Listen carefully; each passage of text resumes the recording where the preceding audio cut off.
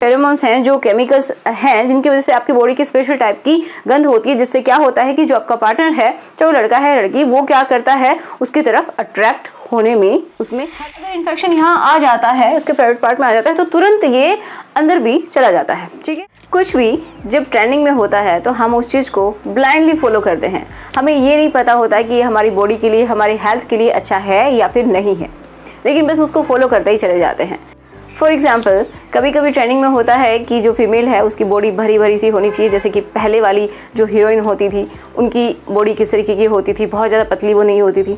इसी तरीके से कभी कभी ट्रेंडिंग में ये चलता है कि जो फीमेल है बिल्कुल उसका जो फिगर है वो 0 फिगर होना चाहिए, बिल्कुल पतली सी लड़की होनी चाहिए, और उसी को ब्लाइंडली फॉलो करते हैं। उसको पाने के लिए, उस तरीके से बनने के लिए लोग बहुत तरीके के साधन अपनाते हैं, जैसे कि वो कभी कभी दवाइयों का यूज़ करते हैं जो कि उनकी बॉडी के ऊपर साइड इफ़ेक्ट भी दे जाते हैं, और कभी कभी क्या करते हैं लोग सर्जरी भी करवा लेते हैं जल्दी से उस तरीके से बनने के लिए। अब किस चीज़ को फॉलो करते हैं? वो सेलिब्रिटीज़ जो होते हैं जिनका ये प्रोफेशन है कि इस तरीके से वो दिखें, वो ये डिसाइड करते हैं कि अगर आप इस तरीके से दिखते हैं तो आप सुंदर हैं, आप अच्छे हैं, आपकी बॉडी सुंदर है, नहीं तो आप बिल्कुल भी सुंदर नहीं हैं। अगर आप अंदर से हेल्दी हैं और आपकी बॉडी में किसी तरीके की कोई दिक्कत नहीं है, तो आपकी शेप क्या है, किस तरीके की बॉडी है, कैसे दिखते हो, उससे कोई फ़र्क नहीं पड़ता है, क्योंकि आप दुनिया के बहुत ही ब्यूटीफुल इंसान हैं अगर आप इस तरीके से समझते हैं तो। क्योंकि किसी ट्रेंड के पीछे भाग के उसके जैसे बनने की कोशिश ना करें। तो चलिए अब हम सीधे सीधे बात करते हैं कि जो प्यूबिक हेयर होते हैं, मतलब जो जननांगों पे जो बाल होते हैं, जो हेयर होते हैं, क्या वो गंदे होते हैं, अनहाइजेनिक होते हैं, क्या उनकी वजह से कोई दिक्कत होती है बॉडी में या फिर कोई फ़ायदा होता है? तो इसके बारे में हम डिटेल में जानेंगे। क्या ये होने चाहिए या फिर इनको हटा देने चाहिए? अगर हटाते हैं तो किस तरीके से हटाना चाहिए, कौन कौन से तरीके होते हैं और कौन सा जो तरीका है वो सबसे सूटेबल हो सकता है आप लोगों के लिए। तो आप अपने हिसाब से देखिएगा, हम इसके बारे में डिटेल में बात करने वाले हैं, जिसके ऊपर बहुत ही कम लोग बात करते हैं कि ऐसा होना चाहिए या फिर नहीं होना चाहिए। तो हम बिल्कुल साइंटिफिक वे में समझेंगे कि पहली बात कि ये होते ही क्यों हैं, इनके कारण क्या होते हैं। तो चलिए शुरुआत करते हैं आज के इस वीडियो की। तो my name is Ekta and आपका हम सबका यूट्यूब चैनल स्टाइल। तो चलिए अब हम समझते हैं कि क्या इनका इम्पोर्टेंस होता है हमारी बॉडी के लिए, किस तरीके से ये हमारी बॉडी के लिए हेल्पफुल हैं, अच्छे होते हैं। लेकिन उससे पहले हम ये जान लेते हैं कि ये कब ग्रो करते हैं। तो आप सभी को मोस्टली पता ही होगा कि जब कोई भी लड़का है या लड़की है, जब वो जवानी की तरफ बढ़ता है, धीरे धीरे 12-13 साल का होता है, तो उसमें बहुत सारे हार्मोनल चेंजेस आते हैं। उसी तरीके से ये सेकेंडरी सेक्सुअल कैरेक्टर होते हैं कि जो जननांग है उनके ऊपर भी जो हेयर है उनकी ग्रोथ होने लगे। ठीक है, तो एक बायोलॉजिकल प्रोसेस है और ये सभी के साथ ऐसा होता है। तो चलिए सबसे पहले हम इनके इम्पोर्टेंस को ही समझ लेते हैं कि क्यों हमारी बॉडी में ये होने चाहिए। ठीक है, तो देखिए पहला है प्रिवेंट यूटीआई, मतलब जो यूरिनरी ट्रैक्ट इन्फेक्शन जो होते हैं उनको रोकता है। जो किसी किसी को क्या होता है कि पेशाब में इन्फेक्शन हो जाता है, आपने बहुत बार सुना होगा। तो देखो ये सबसे ज़्यादा किन में होता है, फीमेल में ज़्यादा होता है। तो उसको ये रोकने का काम करते हैं। किस तरीके से रोकने का काम करते हैं? तो देखिए जो भी धूल है, डस्ट है या फिर कोई बैक्टीरिया है, अगर वो डायरेक्टली अगर प्राइवेट पार्ट में जाता है, ठीक है, अगर यहाँ पे हेयर नहीं है तो क्या होगा, वो डायरेक्टली जाएगा, उसके कांटेक्ट में आएगा, तो क्या होगा, यूरिनरी इन्फेक्शन होने के चांसेस फीमेल में ज़्यादा होते हैं। क्यों होते हैं? क्योंकि इनकी देखिए ये क्या है, यूरिनरी ब्लडर है जिसमें यूरिन इकट्ठा होता है। ये मेल का मैंने बनाया, ये फीमेल का। तो इसमें क्या है कि ये जो ट्यूब है, एक तरीके से ये जो डक्ट आपको दिखाई दे रही है ट्यूब के जैसे छोटी होती है, तो इस वजह से अगर इन्फेक्शन यहाँ आ जाता है, इसके प्राइवेट पार्ट में आ जाता है, तो तुरंत ये अंदर भी चला जाता है। ठीक है, और ये जो मेल होते हैं उनकी जो ट्यूब है आप देख पा रहे हैं, तो ये क्या है, लंबी होती है। तो इसमें चांसेस बहुत ही कम होते हैं कि ऊपर भी इन्फेक्शन फैल सके। ठीक है, तो फीमेल में इसके चांसेस बहुत ज़्यादा होते हैं। तो आप समझ सकते हैं कि अगर हेयर हैं तो वो क्या करते हैं, जो इन्फेक्शन आने के चांसेस हैं उनको कम करते हैं।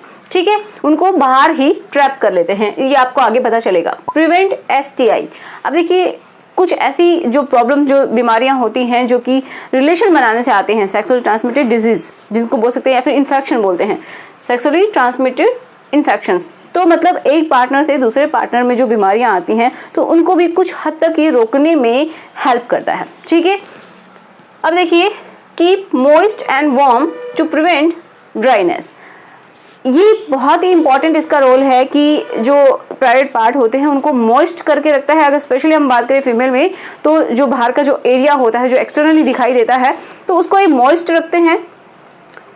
गर्म भी रखते हैं, जिससे क्या होता है कि ड्राइनेस नहीं आती है। अगर बहुत ज़्यादा ड्राइनेस आ जाती है इस पार्ट में तो क्या होता है, खुजली होती है, इचिंग हमें फील होती है, तो उससे भी ये बचाने का काम करती है, मतलब इस चीज़ को मॉइस्ट रखती है, ठीक है, जो कि बहुत ही ज़रूरी होता है। अगर रिलेशन बनाते हैं तो उस टाइम में भी मॉइस्ट होना ज़रूरी है, और नॉर्मली भी इसको मॉइस्ट रखना ज़रूरी है इस पार्ट को। अब देखिए नेक्स्ट पॉइंट बहुत ही इंपॉर्टेंट है, ट्रैप एंड एमिट फेरोमोन्स।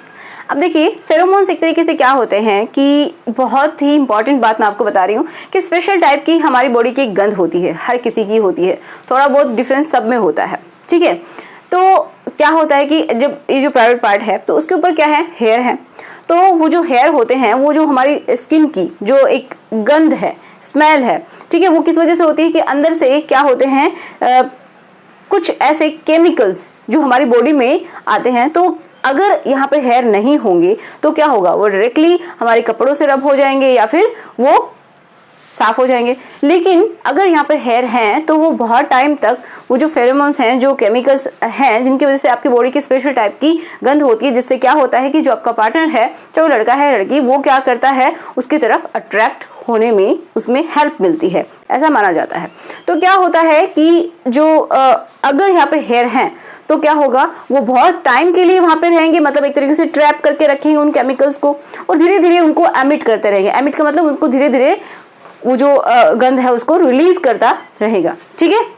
तो ये भी इसमें हेल्प करता है कि अगर यहाँ पे हेयर नहीं है तो क्या होगा, वो बहुत टाइम के लिए यहाँ पे नहीं रहेंगे, ठीक है, वो तुरंत एमिट हो जाएंगे। तो ये धीरे धीरे एमिट करना मतलब बाहर की तरफ उसको जो गंध है उसको फैलाना, और काफी टाइम के लिए यहाँ पे होल्ड करने का भी काम करते हैं।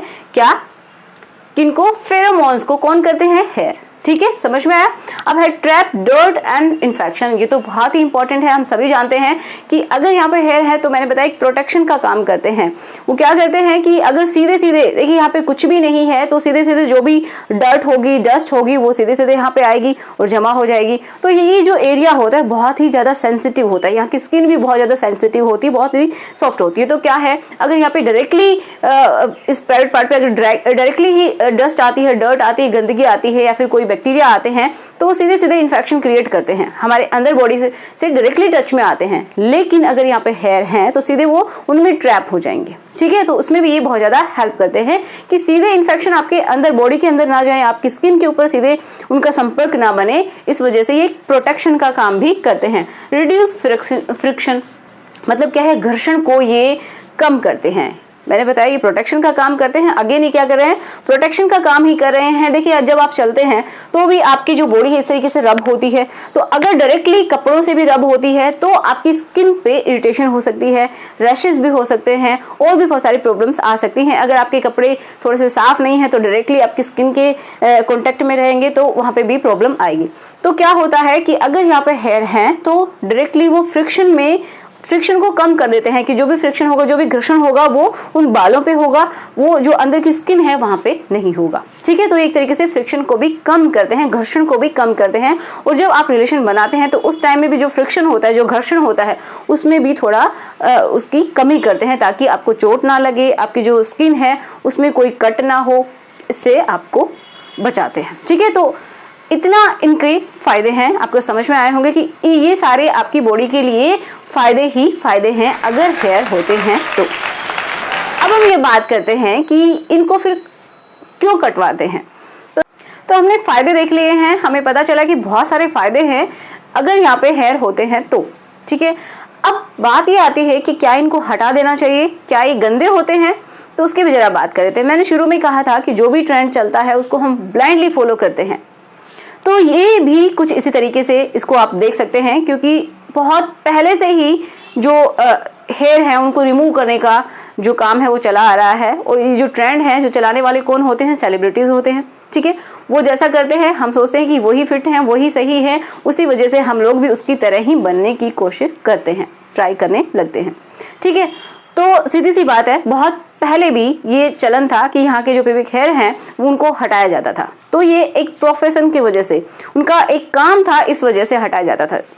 कौन सा काम था, तो देखिए जो मॉडल्स होते थे, जो कि स्पेशली अगर हम बात करें जो फीमेल हैं, तो अगर वो बिकनी में कोई सूट करवा रहे हैं, ठीक है, उनको बिकनी पहनना है फिल्म में या फिर किसी फोटोशूट में, तो क्या करते थे, वो जो हेयर हैं उनको वो दिखाने में कंफर्टेबल नहीं थे, तो ऑब्वियस सी बात है वो क्या करते थे, वहां से वो हेयर हटवाते थे। तो ये जो प्रचलन है वो वहीं से शुरू हुआ था, बहुत पहले से ही ये शुरुआत इसकी हो चुकी है।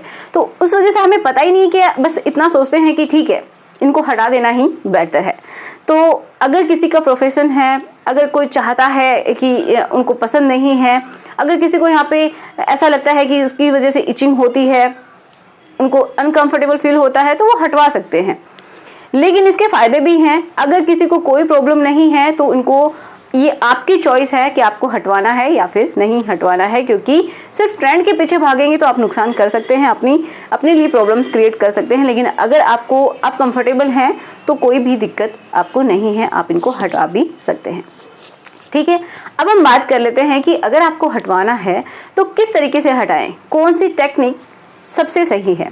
तो हम कुछ टेक्निक्स की बात करते हैं और उनके फायदे और नुकसान की भी बात करेंगे, तो आपके लिए जो बेटर हो वो आप देख लीजिएगा। तो चलिए फाइनली बात कर लेते हैं कि अगर आपको नहीं रखना है तो किस तरीके से हटाएं, कौन कौन सी टेक्निक्स हैं।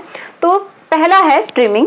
तो ट्रिमिंग में हम सभी जानते हैं कि कैंची से, जो सीजर होती है, उससे कट कर सकते हैं। ठीक है, तो ये जो हेयर हैं इनको कट किया जा सकता है इसकी हेल्प से। तो इससे क्या फायदे हैं, तो ये बेस्ट ऑप्शन मैं कहूंगी। क्यों? क्योंकि इससे कट लगने का जो खतरा है वो नहीं होता है, डायरेक्टली स्किन के ऊपर नहीं जाती है, रब नहीं होती है, इस वजह से स्किन को भी कोई दिक्कत नहीं होती है।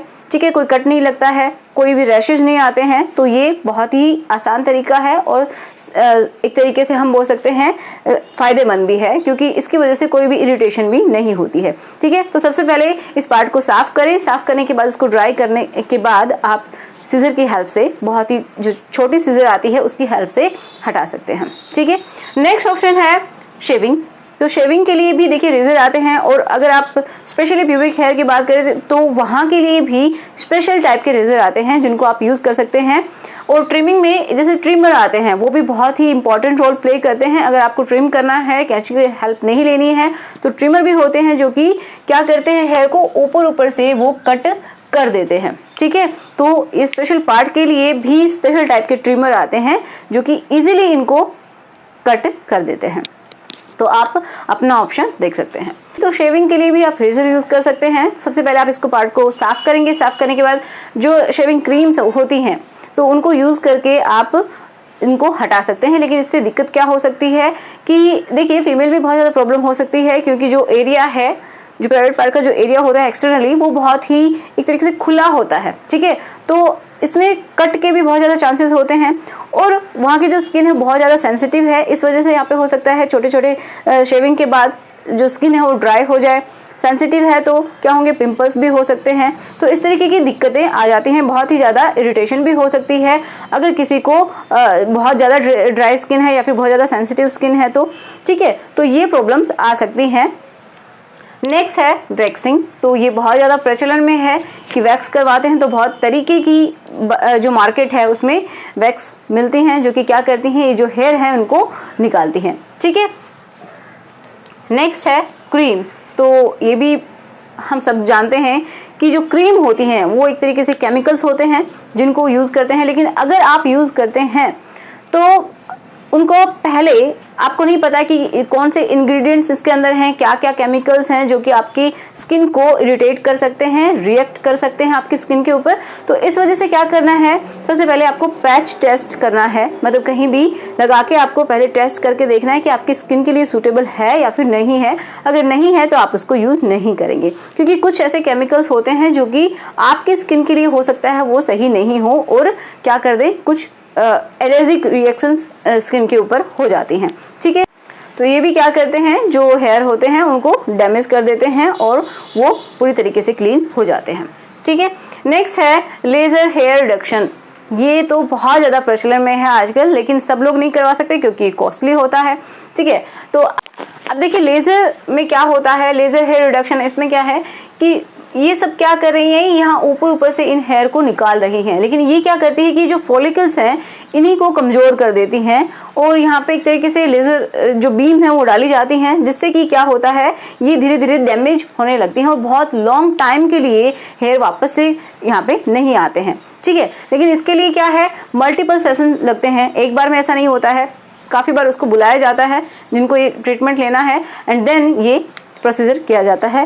लेकिन इसमें भी बहुत इंपॉर्टेंट बात जो आपको याद रखनी है, अगर आप ये करवाते हैं तो ऐसी जगह से करवाइए जहाँ पे जो कि बहुत ही क्वालिफाइड हो। ठीक है, मतलब जो भी डर्मेटोलॉजिस्ट ये कर रहे हैं तो वो बहुत अच्छे हों। ठीक है, ऐसे किसी भी क्लिनिक में जाके आपको नहीं करवाना है जिसको आपको पता ही नहीं है कि ये सही भी है या फिर नहीं है, क्योंकि इससे क्या क्या दिक्कतें हो सकती हैं। देखिए, यहाँ की जो स्किन है वो बर्न हो सकती है, जल सकती है, यहाँ पे डैमेज हो सकते हैं और बहुत ही इम्पॉर्टेंट यहाँ पे और क्या हो सकता है, यूरिनरी लीकेज की प्रॉब्लम हो सकती है। मतलब कुछ में क्या होता है कि ये जो एरिया है मैंने बताया खुला हुआ है, तो यहाँ पे अगर गलती से भी अंदर की साइड में कोई जो बीम है, जो बीम ऑफ लाइट है, एक तरीके से टेम्परेचर ही इंक्रीज करके वहाँ पे डाला जाता है जिससे कि ये डैमेज होते हैं। तो अगर गलती से भी अंदर की साइड में कुछ ऐसा हो जाता है तो ये इनकॉन्टिनेंस की, मतलब जो यूरिन लीकेज होने की जो समस्या है वो पैदा हो जाती है कि अपने आप ही यूरिन निकलने लगता है। तो इस तरीके की, तो अगर आपको करवाना भी है तो बहुत ही अच्छे जो डर्मेटोलॉजिस्ट हैं, जो क्वालिफाइड हैं, उन्हीं के पास जाएं,